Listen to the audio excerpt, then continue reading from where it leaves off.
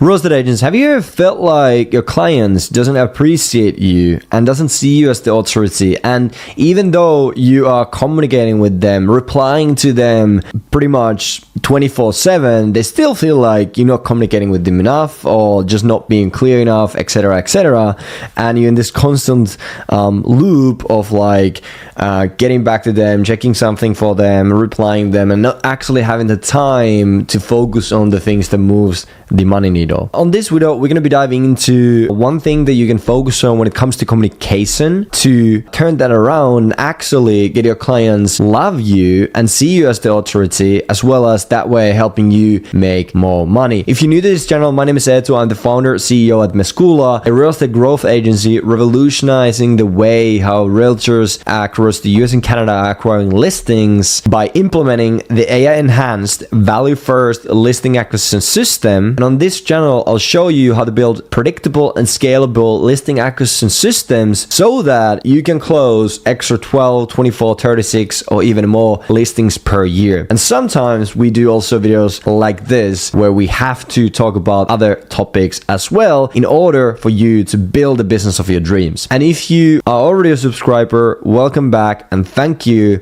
That being said, let's dive in. So the things that I'm going to talk about today applies to any business, any service-based business, especially where you serve clients and customers and you are doing a service for them and you need to support your customers. And not only for real estate agents and their businesses, but also our own business and other service-based businesses. Now, I'm going to show you or actually go through a quick example that happened quite recently with one of our own customers. And basically what happened is that we have coaches who meet with our customers once a month on average, going through and coaching them on lead conversion and systems and other different things. But she felt like our coach or her coach hasn't been communicating with her enough and hasn't been seeing her enough. Basically, they were meeting quite a lot at the beginning, but then recently they haven't been meeting as much or enough or as much as she would have wanted to or expected to. Basically, first off, those are valid feelings and valid points, but the reality is that they have met over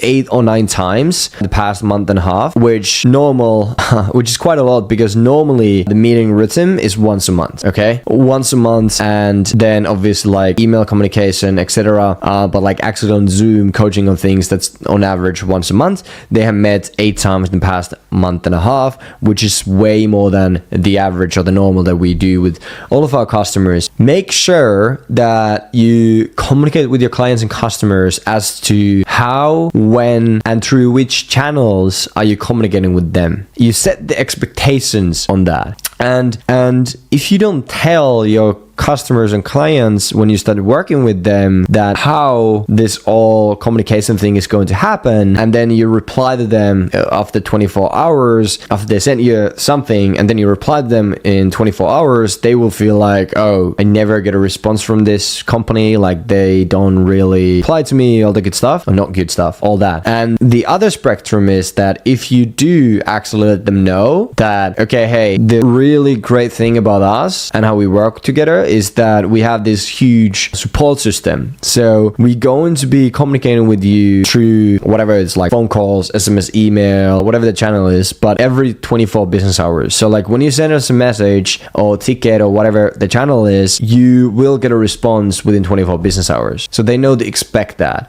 Now when you reply to them within 24 business hours, they will be like, oh, they actually do what they're saying and this is amazing. Okay, every time I get a response in 24 business hours, which is amazing. So that way, when you actually set the expectations on the communication, they know to expect that. And then that way, they're not upset about you getting back to them in 20 hours because you told them 24 business hours. But if you didn't tell them and you get the back within 10 hours, they will be upset, right? That's the key there, actually setting the expectations. And the thing there is that setting expectations is not enough. You also do need to manage the expectations, not only when it comes to communication, but all the other things as well. Especially when you see that they maybe forgot that and then like, okay, we definitely need to talk about this right now. Then you reset the expectations on the communication piece. It's just like people forget. It's not enough that you tell them once, but you need to keep reminding them when it comes to communication, when it comes to how your process works, when it comes to delivering results, whatever the thing is.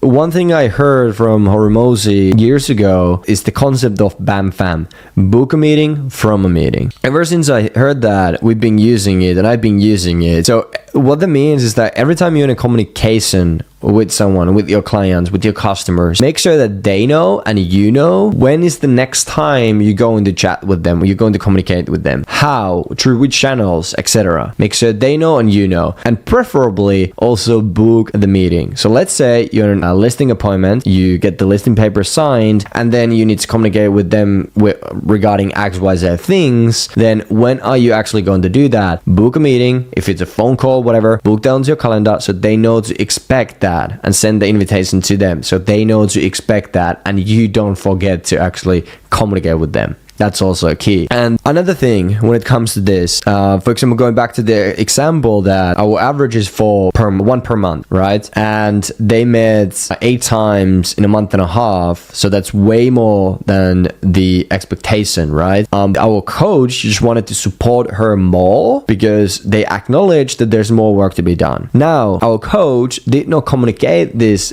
to the customer, even though we did set the expectations early on about how that works. But when they actually did that shift, that they're gonna meet more, our coach did not communicate with that person that, hey, this isn't normal, but I acknowledge you have XYZ things that we need to work through more. I really want to support you more. Hence why over the next 4 weeks, over the next 8 weeks, we're gonna meet with you every single week in order to get to XYZ level with your thing, whatever the case may be, right? So we did not actually communicate that to the customer, so they didn't know that that's something extra, and that way they were expecting that to happen week after week. Even after that, the extra support ended. Now there's a couple things. Another thing that we failed is that we didn't actually, when we stopped meeting weekly, we didn't tell them like, hey, this was it, like now we're gonna continue meeting monthly. So there's another mistake. So if you forget to tell them up front that this is something extra, make sure that throughout the way you communicate with them like, okay, like the extra thing now that we've been doing is kind of ending, so now we're gonna meet with you on a monthly basis, or whatever the case may be. No matter what the situation is, you can just take that concept and apply it to your situation with your clients and customers.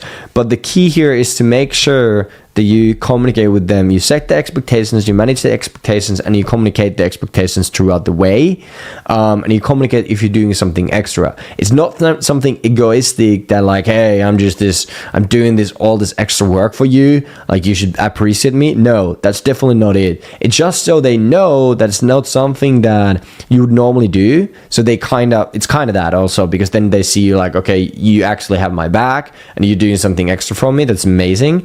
But also the fact that then they know that, okay, this is not something that will continue week after week after week, but it's something we're going to do over the next 4 weeks, 8 weeks, whatever the case may be, right? So that way they also know when it's ending that it was something extra we were doing.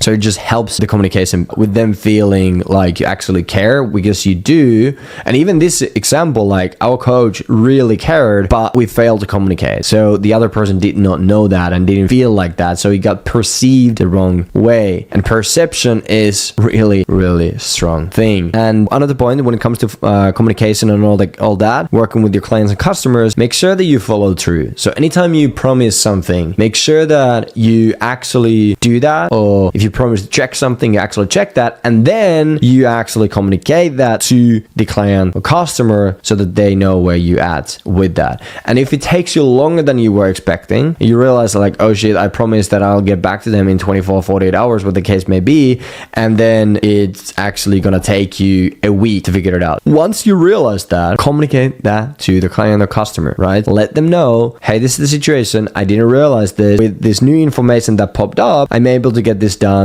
within X time frame. I just wanted to let you know because I want to keep you in the loop, right? Super easy. Just make sure you communicate that and they feel appreciated. They feel like you care because you do.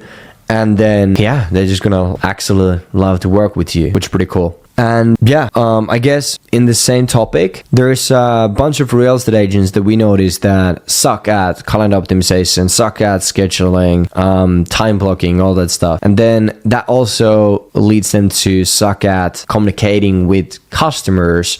And that's an issue. So one example would be when you constantly 24/7 replying to clients' messages, all that stuff, because you feel like you need to. But the reality is that you don't. You just need to set the expectations in terms of how the communication works and then manage them. And then you can also time block those times to your calendar, and then you have more time to focus on what actually moves the needle, not only for yourself but for the client, right? So you're not constantly in this customer service mode, customer rep mode, just like figuring out their requests and stuff. So yeah, just make sure you set the expectations and they are clear, and then you manage the expectations and you communicate the expectations. That's it. Super simple. You just need to do it. Nothing fancy there. And I guess the final thing to say here is that when keeping your clients happy and satisfied, clear and consistent communication is the key. So master that one thing and you'll do fantastic. Awesome. See you on the next one.